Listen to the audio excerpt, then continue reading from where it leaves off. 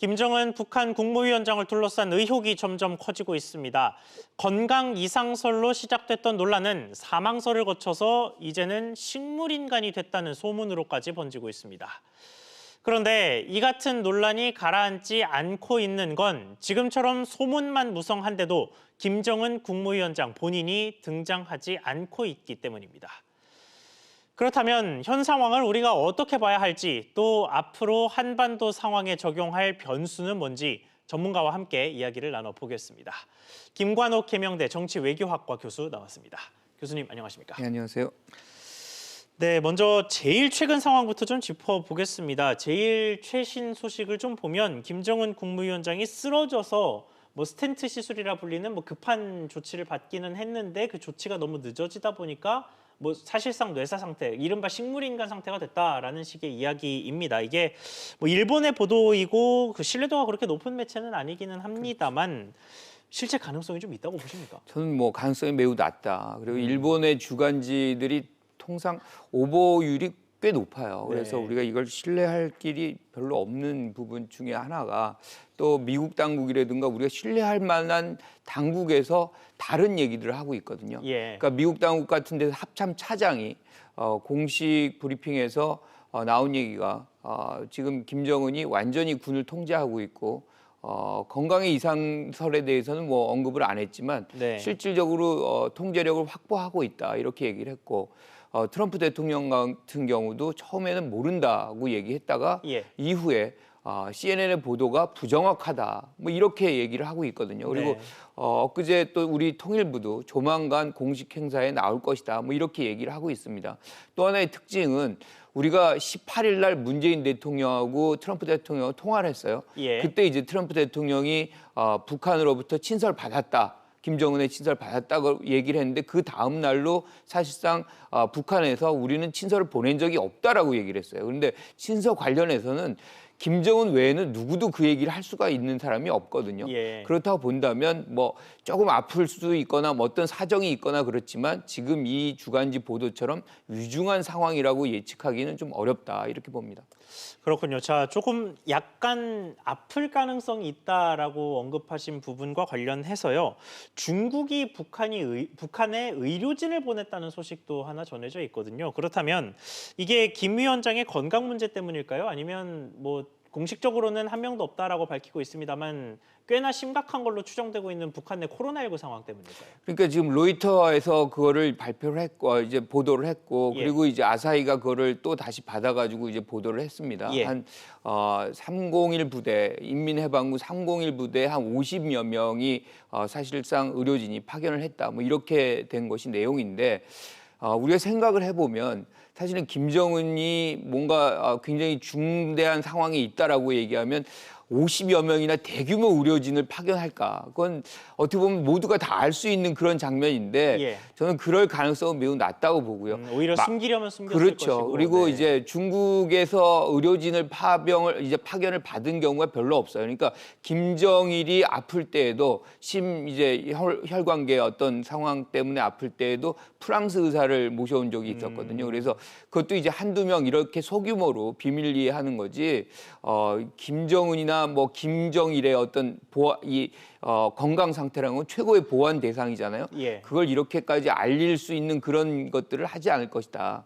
그리고 만약에 이제 파견을 했다면 50여 명이나 대규모 파견했다면 아마 저는 그게 사실이라고 한다 그러면 코로나19의 어떤 처방, 방역과 관련된 또는 치료와 관련된 그런 노하우들을 좀 전수받기 위한 이렇게 그런 목적이 아닌가, 이렇게 추측을 해보는 거죠. 그리고 예. 아직은 중국도 이 부분을 확인해주고 있지 않잖아요. 예. 그래서 어느 것이 확실한 사실이다라는 것을 우리는 알 길이 없다, 지금까지는. 네, 그렇게 말씀드리고 싶습니다. 그렇군요. 그리고 또 하나 좀 관심을 모았던 소식이 김 위원장의 전용 열차로 추정되는 그 열차가 지난 21일 이후에 원산에서 움직이지를 않고 있습니다. 그러면 실제 건강 상태가 어떻든 간에 일단은 현재는 평양이 아니라 원산에 머무르고 있는 것으로 보인다라고 그간 북한의 뭐 제도나 행태를 볼 때 그렇게 전망을 해도 괜찮을까요? 그렇죠. 그런 가능성은 저는 좀 높다고 봅니다. 네. 이게 이제 누가 보도를 한 거냐면 이 38 로스라고 옛날에 이제 존스 홉킨스 대학교에 있다가 이제 지금은 나와 있는 데인데 거기가 이제 위성으로 북한을 곧잘 이렇게 촬영을 합니다. 예. 근데 거기서 원산역에 사실상 김정은의 전용 열차가 촬영이 됐고 그것이 15일 날에는 촬영이 안 됐었는데 예. 21일, 23일 연속해서 촬영이 됐다는 것이죠. 이런 거는 뭐 굳이 우리가 이제 거기에 전용 열차가 있다 그래서 김정은이가 거기 있다라고 확신을 할 수는 없지만 그래도 통상 김정은이가 전용 열차를 많이 활용을 했다는 것을 감안한다면 예. 거기에 있을 가능성이 꽤 높다. 그런데 이제 그 왜 있는지는 우리가 파악할 길이 없는 거죠. 어떤 사람들은 이제 뭐 코로나19에 피해서 이제 머무르는 것이다. 뭐 등등의 얘기들이 있지만 그 목적에 대해서는 우리가 확인할 길은 아직 없다. 이렇게 생각합니다. 알겠습니다. 자, 그리고 지금 이런 식의 아주 조그마한 단서를 가지고 계속해서 김정은 위원장의 건강 이상설을 주장하게 되는 이유가 이렇게 전 세계적으로 북한 지도자에 대한 건강 문제의 괴소문 같은 것들이 세계를 휩쓸고 있는데 정작 그 꽤 긴 기간 동안 그 본인이 모습을 드러내지 않고 있단 말이죠. 이 부분의 이유는 어떻게 추정을 그렇죠. 하고 그러니까 아무래도 지금 이렇게 괴소문들이 막 말 그대로 괴소문들이 여러 곳에서 이제 막 돌출적으로 나오고 있는데도 예. 북한이 입을 닫고 있기 때문에 이런 소문이 계속 확대 그렇죠. 재생산되고 이게 있는 처음에 들었을 때는 황당했지만 그렇죠. 그런 소문이 도는데도 보이질 않으니까 그렇죠. 뭔가 이상하다 싶은 생각이 그렇죠. 드는 거 기간이 같거든요. 길어지면 길어질수록 더 그런 건데 예. 11일 날 당 이제 정치국 회의 주제가 마지막이었어요. 그러니까 예. 그리고 나서 15일이 소위 김일성 생일이잖아요. 예. 그날이 어떻게 보면 가장 중요한 날인데도 안 나타났고 4월 25일이 이제 군대 창설일입니다.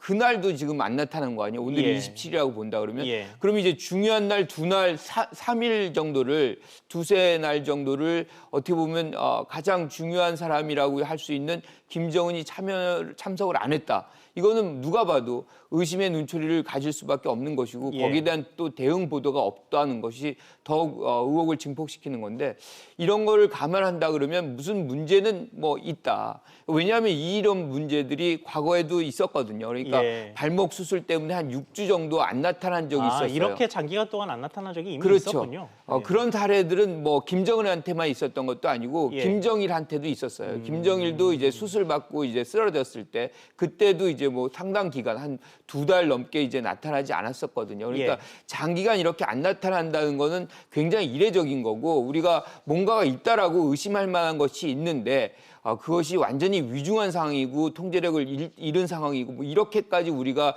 추측의 범위를 확대할 필요는 없겠다 이렇게 생각을 합니다.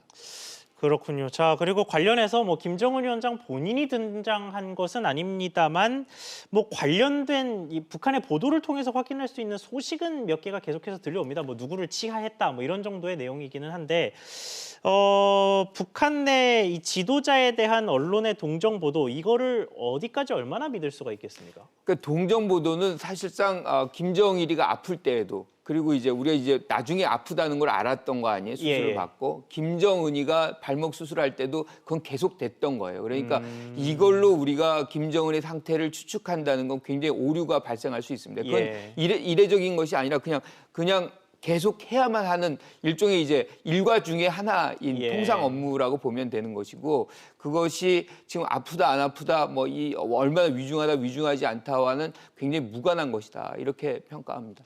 그렇군요. 자, 그리고 이 와중에 미사일 관련 소식도 있습니다. 뭐 중단거리 미사일 발사를 준비하고 있다라는 식의 내용이 좀 전해진 건데 이거를 뭐 북한이 뭐 미사일을 처음 쏘는 게 아니다 보니 뭐 평소에 뭐 내부 훈련 방향에 따라서 자연스럽게 뭐 미사일을 좀 쏠 일이 생겼다는 신호인지 아니면 이 괴소문에 대응하기 위한 어떤 건재한 과시의 신호인지 뭐 이런 어떤 해석이 좀 어떻게 될지가 이제 궁금한데요. 함경도에 있는 이제 선덕 비행장에 있는 데서 발사를 하는 준비인데 이게 뭐냐면 이동식 발사대예요. 이동식 발사대는 기본적으로 연료가 고체 연료고 이것이 어디로 움직여서 발사를 할지 모르기 때문에 사실상 추적이라든가 요격이 굉장히 어렵고요. 네. 그래서 미국 같은 데서 이걸 굉장히 예민하게 봅니다. 그런데 여기에서 만약에 단거리가 아니고 중거리 또는 장거리가 나온다. 지금 트럼프가 단거리까지는 좋다. 뭐 이렇게 얘기를 하고 있잖아요. 예. 그런데 이것이 그 거리가 좀 더 길어진다 그러면 이걸 바로 위협으로 받아들이게 됩니다. 그런데 이러한 부분들을 김정은의 허락 없이는 발사가 불가능한 거예요. 만약에 발사가 된다라고 하면 이것은 분명히 김정은이가 아주 건재한 것이고 건재를 과시하는 그런 어떤 목적이 그 안에 담겨져 있다라고 보는 것이고 예. 다시 한번 어떻게 보면 한반도 긴장이 고조될 수 있는 유엔 제재라든가 뭐 이런 것들이 다시 한번 확인될 수 있는 그런 소재거리가 돼요. 그래서 그것이 거리가 얼마나 나오느냐 그리고 발사가 실제로 되느냐 안 되느냐 이것이 우리가 지켜봐야 될 대목이다. 그것은 분명히 김정은의 어떤 상태와 연동돼 있다라고 볼 수 있을 것 같습니다. 그렇군요. 자, 지금 뭐 이제까지 교수님께서 말씀하신 정황을 쭉 듣다 보면 뭐 김정은 위원장에게 당장 뭐 굉장히 큰 문제가 생겼다고 보기는 좀 어려운 상황이기는 합니다만 그래도 뭐 만에 하나라는 게 항상 있으니까요. 저희가 많은 가정이 필요하기는 합니다만 김 위원장의 부재 이후를 좀 생각해 보겠습니다.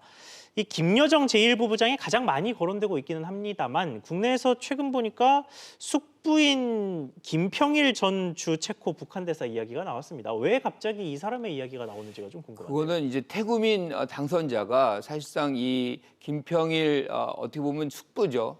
김평일 전 대사의 어떤 거론을 하면서 이제 얘기가 시작된 건데, 예. 그러니까 북한에서는 김여정이를 애송이라고 본다. 아직 어리고 그리고 여자에 대한 편견이 굉장히 남아 있는 사회다. 그런 부분에서는 어떻게 보면 김평일이 더 유력할 수 있다. 예. 이런 얘기를 했기 때문에 나온 것인데. 그거는 저는 조금 다르게 생각을 해요. 왜냐하면 예. 만약에 김정은이가 상당히 상황이 안 좋아져서 유고가 된다고 해도 김평일한테는 기회가 갈 수 없을 것이다. 왜냐하면 40년 동안 체코 대사를 했어요. 그러니까 국내에는 어떻게 보면은 이 김평일을 지지하거나 옹이할 수 있는 세력이 전혀 없다라고 봐도 네, 과언이 일부러 아니 내보낸 측면도 좀 있겠네요. 그렇죠.